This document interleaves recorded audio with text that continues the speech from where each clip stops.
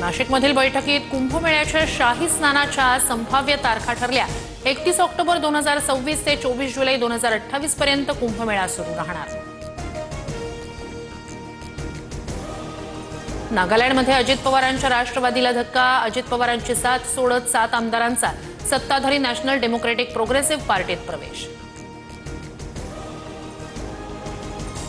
नागालँडमधील आमदार अस्वस्थ होते, कायद्याची माहिती घेऊन कारवाईबद्दल निर्णय घेणार, अजित पवारांची प्रतिक्रिया।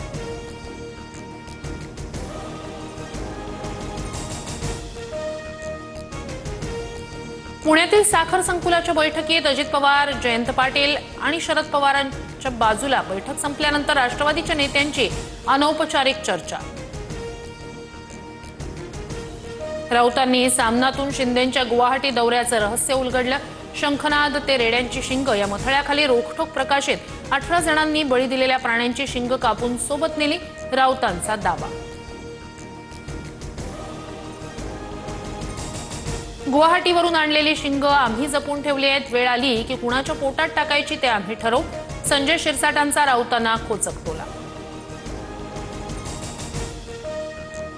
ज्या जमिनीवर पिकं उभी आहेत त्याचे आपण पंचनामे करतो, ढेकळांचे पंचनामे करणार का या वक्तव्यांनंतर कोकाटेंकडून स्पष्टीकरण, तर शेतकऱ्यांना नुकसान भरपाई देणार, कोकाटेंची माहिती। गोष्टी मनात ठेवा, काही गोष्टी बोलून दाखवल्यानंतर महागात पडतं, अजित पवारांचा कोकाटेंना सल्ला।